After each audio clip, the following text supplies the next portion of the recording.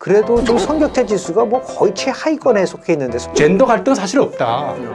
정치인이 만들어낸 것이고 레토릭에서 만들어낸 것이다. 모든 권력기관, 그 다음에 지방부터 중앙까지 40%를 여성으로. 이게 메인스트리밍이거든요. 이거를 이뤘습니다, 스웨덴이. 대한민국 의회에서 여성 의원의 비율을 그래도 어느 정도는 좀 높여야 되지 않느냐라는 거죠. 쉽게 표현해서 목소리를 낼 수 있게끔 하는.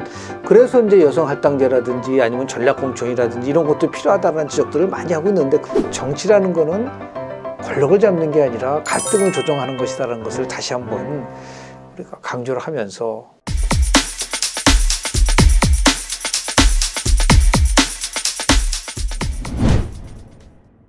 네, 대한민국이 만나야 할 미래를 스웨덴의 경험과 그리고 사례를 통해서 좀 알아보려고 하는데요. 좀 몇 가지 굉장히 궁금한 게 있어요. 제일 먼저 스웨덴 하면 가장 먼저 떠오르는 게 두 가지 같아요. 하나는 성평등 국가, 네. 두 번째가 복지 국가라는 부분들이 있는데, 스웨덴이 어떤 과정을 거쳐서 오늘날에 정말 네. 성평등 국가로서의 지위를 얻을 수 있었을까? 네.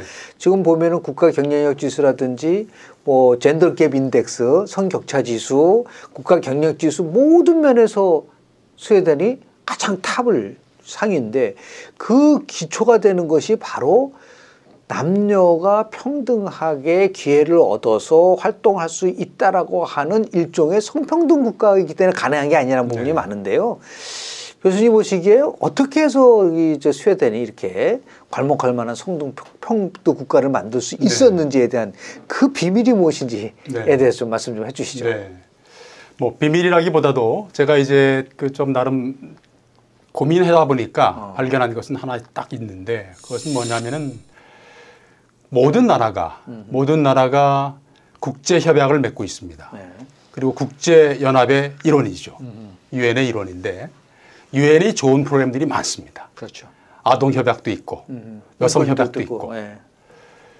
세계 그 협약에서 목표로 하고 있는 것을 충실히 이행하면 세계 1위가 될 수 있다. 스웨덴이 거기에 초점을 뒀습니다. 75년도에 멕시코 시티에서 여성회의가 처음 열렸습니다. 네. 그때부터 이제 성평등 얘기가 나오기 시작하고요. 그렇죠. 네. 68년도에 정치, 경제, 사회 협약이라는 게 만들어집니다. 그다음에 48년도죠. 유엔 그 인권 선언이 있습니다. 인권 선언, 정치, 사회, 경제 협약, 그리고 나서 나온 것이 75년도에 나온 것이 멕시코 시티에서 여성 협약입니다. 그리고 85년도에 나이로비에서 이제 여성 회의를 통해 가지고 그때부터 나온 말이 젠더 메인스트림. 맞아요. 네. 젠더 메인스트리밍이 나오기 시작합니다. 그러니까 스웨덴은 거기에서 포커스를 맞춰 가지고요. 그러면 우리가 한번 1등 한번 해보자. 참 그런 게 있습니다. 1등주의가 있습니다. 1등주의, 스웨덴 네. 1등주의. 정치와 행정 쪽에서, 정당 쪽에서 말이죠. 정부, 그 다음에 행정, 그리고 또 정당들에서 참 그러니까 한번 기왕하는 것, 국제협약이 시작됐으니까 여기에 맞춰서 한번 우리가 1등 한번 해보자. 저도 한번 제가 한국인으로서, 한국 학자로서 스웨덴에 있으면서 이런 저만의 생각이 아니라 스웨덴 교수들한테도 물어봐요. 뭐 기왕하는 거 1등 해봐야지. 이런 얘기를 해요. 행정 관료들도 그러고 말이죠. 정당인들도 마찬가지고요. 그래서 95년도에 재밌죠. 95년도에 북경회의에서 북경회의에서 메인스트림은 뭐냐면 말이죠. 기본적으로 40%를 쿼터제라고 마찬가지입니다. 기본적으로 40%는 모든 전 부면에 여성이 이루어져야 된다. 정치, 정당, 그다음에 의회, 정부, 강요들 말이죠. 기본적으로 40%는 그게 메인스트리밍입니다. 모든 권력기관, 그다음에 지방부터 중앙까지 40%를 여성으로. 이게 메인스트리밍이거든요. 이거를 이뤘습니다. 스웨덴이. 이미 이뤘어요. 그래가지고 그 95년도 북경회의에서 제인 폰다가 유엔 여성 대사였습니다. 거기에서 스웨덴이 1등 수상을 합니다. 바로 그 목표로. 75년부터 85년, 95년도에 20년 만에 세계 평등국가 1위가 된 거죠. 바로 이런 국제 협약을 통해서 한번 1등 해보자는 어떤 그런 주의가 있을 것 같고요. 그러기 위해서 얼마나 많은 법제를 또 개혁을 하고 또 정당들도 마찬가지고 협조를 구하고 해가지고 쿼터제라고 하는 것은 법률은 없지만 메인스트림을 적용을 해서 공천도 하고 그러니까 여성과 남성이 1위가 여성이면 혹은 남성이면 2위는 그 반대로 반대성 이렇게 되죠. 그래서 1등, 3등, 5등, 7등 요거를 남성을 하고 2, 4, 6, 8, 10을 여성으로 하고 모든 정당이 다 거의 그렇게 따라갔어요. 그러다 보니까 어떻게 됐겠습니까? 의회가 45%가 여성이 되더라고요. 정부도 강요도 마찬가지죠. 그렇게 의회가 이루어지니까 정부도 24명 중에서 22명 남성 여성 됐습니다. 이 메인스트리밍이 결국은 85년도에 나온 그 단어인데 그 단어가 현실화가 됐다는 얘기죠. 제일 먼저. 바로 그런 점이 있을 것 같습니다. 얘기하면 이제 한국말로 이제 번역을 하면 이 성주류화라고 표현을 했었어요. 맞습니다. 근데 그게 어렵거든요. 성주류화가 성인지예산도 어렵죠. 성인지예산도 어렵고. 네. 근데 지금 이제 최 교수님 말씀하신 것처럼 아주 간단하게 이거는 남녀가 같이 함께 기회를 갖고 맞습니다. 활동을 할 수 있게끔 하는 게 우리 성주류하고 더 나가서 지금 40%를 얘기했지만은 뭐 스웨덴에서 그 유명한 구호 2명 중에 1명은 여성이라고 하는 그 구호를 진짜 실현했었던 부분들이 좀 있었던 게 아닌가라는 생각을 좀 하게 되고 그런 의미에서 지금 우리는 그 젠더 갈등이 굉장히 심하거든요. 뭐 어떤 때는 2대녀다, 2대남이다 그렇게 돼 있고 지금 뭐 현 정부는 이제 여성가족부 폐지까지도 나오고 그런 상황 속에서 너무 능력주의를 얘기를 하면서 다양성이 좀 훼손되는 부분들이 있다는 지적도 많고 하니까 우리도 나름대로 뭐 1등은 아니더라도 그래도 지금 성격차 지수가 뭐 거의 최하위권에 속해 있는데 성격차 지수라는 거는 결국은 다른 건 다 보지 않고 남성과 여성 간에 얼마나 격차가 있느냐. 예를 들어 승진이라든지 임금이라든지 이런 면에서 분명한 차이가 있는데 지금 남성보다 여성이라는 이유 때문에 남성의 한 67%밖에 임금을 못 받는다고 한다면 이건 지금 얘기하는 여러 가지 성주류화에 굉장히 어긋나는 부분들인데 앞으로 대한민국이 그래도 선진국으로 가고 글로벌 스탠다드에 부합하는 나라로 가기 위해서 이 젠더 이퀄리티 성평등적 측면에서 반드시 그래도 이것은 해야 된다라고 뭐 좀 조언해 주시는 부분들을 좀 말씀해 주시죠. 네. 저는 아까 이제 서두에서 말씀드린 것처럼 국제협약들이 다 있거든요. 아동인권선언도 있고 우리나라 지금 뭐 신문을 가끔씩 보면 아동인권에 대해서도 상당히 지금 문제가 많고요. 그런 측면으로 봤을 때 예를 들어서 나이로비 때 85년도에 예를 들어서 대한민국이 그때부터 조금 더 빨리 눈을 떠서 그때부터 성 논의를 좀 하고 말이죠. 성평등 논의를 더 하고 10년 후, 20년 후 지금 우리는 모든 거를 초점을 지금이라고 생각합니다. 바로 이제 그게 문제인 것인데 정책적으로 정당들도 마찬가지고요. 현 정부에서도 내 때는 못 이더라도 우리 한 뭐 미래 세대 미래 세대 10년 내에 혹은 20년 내에 우리도 한번 30% 40%로 가봅시다. 그러한 목표라면은 말이죠. 그럼 지금 현재 상태에서 우리가 어떠한 법제를 만들어야 되는가, 또 개혁을 해야 되는가라는 점이 보이거든요. 모든 거는 제가 이제 느끼는 것은 20대, 30대 현재 다가올 선거 때 혹은 선거 그 운동 과정에서 나오는 그 레토릭들로 인해서 표 계산하면서 나오는 그러한 다양한 것들이 제가 보기에는요. 젠더 갈등은 사실 없다. 정치인이 만들어낸 것이고 레토릭에서 만들어낸 것이다. 갈등은 조금씩은 있을 수밖에 없어요. 왜냐하면 차이가 있으니까요. 그렇죠. 차이가 있기 때문에 어쩔 수 없이 있는 부분인데 이것을 갈등화시키는 것은 역시 정치더라. 그렇죠. 실제로 조사를 해보면요. 정치 갈등, 이념 갈등, 세대 갈등 뭐 여러 가지가 있는데 의외로 우리가 젠더 갈등의 비율이 굉장히 낮아요. 근데 그걸 우리는 지금 엄청나게 지금 뭐 그 확대돼 가지고 젠더 갈등이 우리 사회에서 만연돼 있다라는 판단을 하고 있는 건데 그 표현은 좋은 것 같아요. 그걸 갈등화 시키는 것이 정치 영역으로 들어가다 보니까 맞습니다. 표를 시켜서 2대남, 2대녀로 이렇게 나누고 말이죠. 그렇죠. 이런 부분들. 그래서 실제로 보면은 이제 미국 같은 경우도 60년대에 미국 사회에서 이러한 그 나름대로의 갈등이 굉장히 심화된 이유가 뭔가를 분석을 해보니까 그 당시에 나온 개념이 바로 상대적 박탈감. 이 상대적 박탈감을 줄이기 위해서 가장 필요한 것이 뭐냐? 바로 우리가 얘기하는 이퀄 오퍼튜니티, 기회균등. 그러니까 네. 다시 남녀가 같이 함께 기회를 가져서 갈 수 있다고 한다면 어떻게 해야 되냐는 것을 제도적으로 우리가 연구를 해봐야 되는데 네. 이게 계속 갈등만 얘기를 하다 보니까 뭔가 우리가 원하는 그런 해답이 나오지 않고 있지 않는가라는 생각이 좀 들어서 네.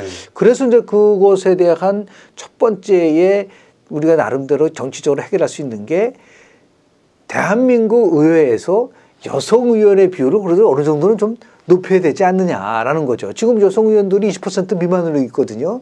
그래서 여성 의원들이 잠재적으로 많은 그 쉽게 표현해서 목소리를 낼 수 있게끔 하는 그래서 이제 여성 할당제라든지 아니면 전략공천이라든지 이런 것도 필요하다는 지적들을 많이 하고 있는데 그게 지금 최 교수님 말씀하신 거와 맥락에서 같은 일치하고 있는 게 아닌가요? 그럴 수는 있을 것 같고요. 일단 근데 저는 이제 좀 부정적인, 그러니까 당장은 부정적인 것은 20%를 당장 하자는 것은 현재 지금 말하자면 이제 그런 풀이 있으면은 그런 인력 풀이 충분히 준비됐으면 그렇죠. 지금 당장 가능하죠. 근데 제가 이제 아까 말씀드린 맥락에서 말씀드리면은 한 적어도 지금은 힘들어도 그럼 다음 선거에는 20%를 할 수 있게끔 지금 인력 풀들을 한번 우리가 각 정당마다 점검해보자. 네, 청년위원회에서 중심으로 해서 좀 그 교육도 좀 시키고 그리고 해가지고 준비시키는 4년 말하자면 예비 과정이죠. 준비시키는 과정. 그리고 나서 4년 후에는 한번 20% 달성해보자. 또 8년 후에는 한 30% 달성해보자. 이런 장기적인 어떤 마스터 플랜이 있다면 가능한데 지금 현재 당장 우리가 해야 된다는 것은 제가 보기엔 조금 힘들 것 같다는 생각이 드는 것이 그럼 또 거기에 당장 그러면 이제 얘기가 나오죠. 남성들이 지금 90%가 지금 대기하고 있는데 그럼 20%를 그럼 그냥 거기서 급조해오느냐. 대학에서도 그런 얘기 있었거든요. 여성 교수들을 비율을 40%로 맞춰라 했는데 없습니다. 그러다 보니까 이제 대학에서는 어떻게 했냐면은 박사학위를 마치고 그리고 나서 이제 한 1년 정도를 여성들에게 더 인센티브를 줘가지고 연구년을 줬습니다. 그리고 나니까 연구 결과가 막 나오기 시작해요. 네. 그러고 나니까 이제 그러면 프로페서를 될 수 있는 사람들의 수가 많아진 겁니다. 그러니까 지금 당장 얘기를 해도 10년 후를 위해서 투자를 해야 된다는 얘기죠. 꼭 뭐 여성에 대한 할당 문제만이 아니라 대한민국 정치가 바뀌려면은 결국은 정치 구성원들의 그 여러 가지 신념이나 의지나 열정이나 더 나아서 능력이 바뀌어야 되기 때문에 그래서 이제 최 교수님께서 이제 최근에 그 정치 학교 네. 예를 들어서 좀 젊은 사람들 중심으로 해서 뭔가 새로운 정치 그리고 더 나가서 왜 정치를 해야 되는지 정치라면 어떻게 해야 되는지를 아주 집중적으로 훈련받고 그것을 통해서 뭔가 새로운 정치를 할 수 있는 많은 인재를 키워야 한다라는 말씀을 이제 네. 많이 하셨고 더 나가서 이제 그렇게 되면은 역량을 계속 쌓이게 되면 우리 같은 경우도 일종의 이 섀도우 캐비넷식으로 네. 예비 내각이라는 걸 만들어 가지고 정책적으로 나름대로 준비한 사람들이 정치에 참여할 수 있는 걸 만들어야 된다라는 거를 네. 그런 구상을 많이 얘기를 하셨는데 그러면서 앞으로 대한민국이 좀 더 선진화되고 좋은 분들이 정치권에 들어가서 역량을 발휘하기 위해서 어떤 식의 교육을 받아야 되는지에 대해서 구상이 네. 있으실 것 같은데 좀 네. 말씀 좀 네. 나눠주시죠. 제 생각은 아까 이제 여성 문제 그 얘기 말씀하셨을 때 성평등 얘기할 때 말씀드렸던 것처럼 지금 당장 우리가 성비율을 40%, 30%를 맞추면 안 된다. 좀 우리가 좀 충분한 기간을 통해서 장기적 목표를 가지고 마스터 플랜을 통해서 한번 해야 된다. 말씀드린 것처럼 일단은 다양한 인재들이 일단 인재 풀이 있어야 될 것 같습니다. 그렇죠. 네, 다양한 말하자면 이제 우리 학위제도 있는데 뭐 MA 그다음에 박사과정도 있고 BA부터 올라가가지고 말이죠. 근데 우리 정치 쪽은 없지 않습니까? 정치 쪽에서는 일단은 투표권이 있는 유권자들에게 이제 모든 그 정권을 주게 되는데 문제점은 선거 기간이 너무 짧다는 점. 또 한 가지가 유권자들이 다 알 수 없다는 점. 왜냐하면은 충분히 우리가 저 사람이 어떠한 생각을 가지고 있는지, 어떠한 또 정책 비전이 있는지, 또 어떤 그 제도적인 어떤 그런 나름대로의 개혁에 대한 어떤 그런 생각이 있는지 이런 것들을 잘 모르지 않습니까? 근데 그런 걸 잘 모르기 때문에 저는 생각이 각 정당들이 일단 말이죠. 기본적으로 할 수 있는 것은 각 정당별로 당 대변인제를 일단 없애고 각 정책 대변인을 한번 임명해보자. 지금 국회에 18개의 상임위가 있는데 맞아요. 18명의 각 정당별로 말이죠. 18명의 일단 그러면은 정책 대변인을 한번 임명해 보자. 이게 지금 섀도우 캐비넷의 모델입니다. 스웨덴에서도 혹은 북유럽에서도 말이죠. 야당이 각 정책 대변인들이 있습니다. 당 대변인이 아니라. 당 대변인이 아니라. 그러다 보니까 여당에서 이쪽에 재무부 장관이 나오면 각 정당들은 그러면은 재무부의 정책 담당 그 대변인이 나와서 토론을 합니다. 언제든지 준비가 돼 있죠. 언제든지 정책에 대한 어떤 그런 그 확실한 어떤 준비된 팩트도 마찬가지고 논리도 있고 말이죠. 그다음에 사례도 있고 여러 가지가 있는데 논리나 사례나 감성이나 대의적인 측면에서 우리가 접근을 해야 되는데 우리는 너무 현안 가지고 싸웁니다. 맞아요. 국가를 생각해야 되고 또 국가의 미래를 비전을 생각해 가면서 어떤 그다음에 정책과 제도에 고민을 해야 되는데 우리는 현안입니다. 아까 말씀드린 것처럼 유인심이냐 뭐라고 그랬습니까? 뭐라고 말씀하셨습니까? 네, 반윤이냐, 반윤이냐. 옛날 박근혜 때는 뭐 여러 가지 있었잖아요. 네. 뭐 진윤이냐, 진박이냐, 탈박이냐, 쪽박이냐 등등등 있었었는데 그래서 자연스럽게 그 남은 시간 동안에 정말 이 부분이 제일 어떻게 보면은 최 교수님한테 듣고 싶은 말일지도 몰라요. 우리 갈등 수준이 이건 좀 너무 지나치다. 특히 이 정치 갈등에 대한 문제, 사회 양극화 문제를 넘어서서 아마 스웨덴도 그런 과정을 겪지 않았을까 하는 생각이 좀 들어요. 1930년대 그렇게 못 살았던 스웨덴, 갈등이 심했던 스웨덴이었었는데 이 짧은 기간 내에 어떻게 해서 이 갈등을 나름대로 해소하는 정치력이라든지 아니면은 지혜를 구했어요. 그러니까 예를 들어서 우리가 얘기하는 뭐 국가보고서 문제, SU 문제라든지 뭐 레미스 문제라든지 등등도 있지만 스웨덴식의 갈등 해결 방식 중에서 어떤 것이 지금 대한민국이 처해 있는 아직 정말 어떤 면에서 봤을 때는 지긋지긋한 이 갈등 구조를 해소할 수 있을 것인가에 대해서 좋은 나름대로의 그런 그 조언을 좀 해주시기 바랍니다. 네. 어떤 갈등이든 혹은 그 갈등을 해결하기 위한 당사자들은요. 각각의 당사자들은 자기 의견이 최고라고 생각합니다. 자기 안이. 근데 그것은 들여다보면은요. 결국은 아전인수라고 그러죠. 팔은 안으로 굽는 것처럼 결국은 자기 이익을 얘기한 겁니다. 자기 이익 때문에 그렇거든요. 또 한 가지가 지금 당장의 이익입니다. 10년 후 20년은 이익의 개념이 다를 것이다. 저는 그런 점에서 착안해서 말이죠. 북유럽 국가들의 어떤 그런 모델들을 보면 특히 이제 스웨덴의 모델을 보면은 엄청난 중요한 국가 이슈, 선거제도, 그 다음에 권력구조 개편, 그 다음에 또 한 가지가 이제 헌법 개정 이런 문제들 개헌 문제죠.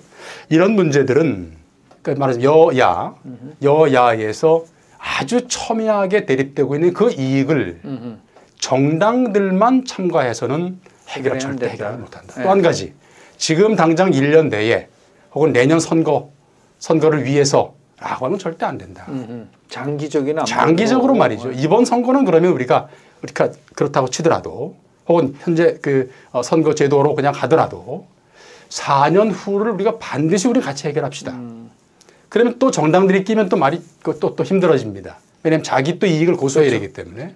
그렇다면은 먼저 좀 그 학자군과 전문가들 그룹이 요즘 그 이제 말하자면은 참 중도를 찾기 힘들다면 동수로 해서 말이죠. 완전 동수. 아니 그것도 힘들다면은 해외에서 해외 전문가들을 모셔서 한번 전문위원회를 한번 꾸려서 4년 후에 내놓을 수 있는 안을 한번 내보자. 다시 말하자면 지금 현재 아주 이익이 첨예하게 대립되고 있는 분들은 좀 빼고 제3의 인물들, 학자군과 그다음에 우리 연구하시는 분들을 중심으로 하고 또 한 가지는 우리 해외 석학들 모시고 그리고 나서 정치는 마지막에 가가지고 국회 내에서 한번 토론해 본다. 이런 것으로 한다면 지금 당장 해결하지 말자. 지금 당장 첨예하게 이익이 대립하는 부분은 조금 이제 그런 게 있지 않습니까? 뭐 쿨링 다운 시스템. 맞아. 너무 뜨겁게 댐비면은요. 이익이 너무 상충되기 때문에 해결할 방법이 없습니다. 누구의 목소리도 누구 한 사람도 한 발을 빼려고 하질 않아요. 이겨야만 되는 부분이기 때문에. 그렇죠. 왜냐하면 이권이 달려있고 나의 또 공천권이 달려있고 또 나의 또 당선이 달려있기 때문에 이해 당사자들은 빼고 하는 것이 필요하다. 또 한 가지 쿨링다운 시스템으로 조금 시간을 가지고 할 수 있게끔 4년을 위해서 지금부터 시작하자. 이런 거를 한번 할 수 있을 것 같고요. 지금 진짜 우리가 정치개혁하지 못하고 또 이 갈등 구조를 계속 가지고 가면 경제나 문화는 지금 세계 1위를 하고 있는데 여전히 발목을 잡고 있다. 그렇죠. 그런 측면에서 어떤 시대적 사명을 한번 얘기해야 될 것 같고요. 또 한 가지 아까 스웨덴 예를 들었던 것처럼 우리 대한민국 민주주의가 아마 세계 1위 되지 않겠느냐. K-폴리틱스가 그렇죠. K-데모크래시가 세계를 선도할 수 있는 어떤 그런 것을 목표로 한번 같이 한번 해보자. 네. 요 메시지가 좀 있으면 좋을 것 같아요. 그렇습니다. 그래서 네. 이거는 뭐 정치권이 가장 부족한 게 뭔가 이렇게 봤더니 바로 네. 그런 철학의 빈곤 같아요. 네. 그러니까 이기는 것만 또는 내가 옳다는 것만 얘기를 하지 네. 정말 우리가 무엇을 해야 되는지에 대한 것들이 없기 때문에 지금 말씀하신 것처럼 우리 사명감 문제 그리고 더 지금 위기를 그대로 만약에 방치한다면은 이거는 퇴보가 아니라 몰락으로 갈 수 있다는 네, 것에 맞습니다. 대한 나름대로의 절박함이 좀 남아 있어야 되지 않을까라는 생각을 좀 하게 됩니다. 그래서 우리 최 교수님께서 최근에 쓴 칼럼에 아주 굉장히 좀 싹 들어오는 말이 있어요. 상대방을 설득하려고 그러지 말고 설득 당할 준비가 돼 있어야지만이 나름대로 해결책이 나지 않겠는가. 네. 민주주의의 기본은 뭐냐면 내가 틀릴 수 있다는 것을 전제로 해야지만이 민주주의가 아름다워질 수가 있는데 지금 우리 대한민국 정치 지금 선거 제도 문제, 지금 선거구 획정 네. 문제, 지금 여러 가지 문제가 바로 선거가 1년밖에 안 남았는데 그 문제를 해결하려고 하니까 지금 최 교수님 말씀하신 것처럼 충돌하고 갈등하고 이런 부분들이 맞습니다. 생겨서 오늘 우리 최 교수님 말씀하신 그 스웨덴 사례를 통해서 많은 우리가 교훈을 얻게 되는 거고요. 결국은 미래는 준비하는 자가 정말 좋은 결과를 얻을 수 있는 부분들이 있고 다시 모두로 들어와 연결해서 말씀을 좀 드리면 좀 국민들이 정치에 대해서 희망과 꿈을 가질 수 있도록 우리 정치권이 정말 각성하고 그리고 더 나아가서 국민을 위한 정치로 가는 것이 대한민국의 미래를 위한 것이다라고 하는 것을 또 다시 나가서 정치라는 거는 권력을 잡는 게 아니라 갈등을 조정하는 것이다라는 것을 다시 한번 우리가 강조를 하면서 오늘 토론이 대한민국의 새로운 정치, 새로운 미래를 향하는 지침이 됐으면 좋겠다라는 말씀을 드리면서 오늘 토론 마치도록 하겠습니다. 고맙습니다. 네, 감사합니다. 네, 감사합니다. 잠깐! 주식이 어렵다고? 하루 10분 감을 보면 성공 투자의 감이 잡힌다. 투자 정보가 한눈에 감을 통해 해외 주식의 감을 잡아보세요.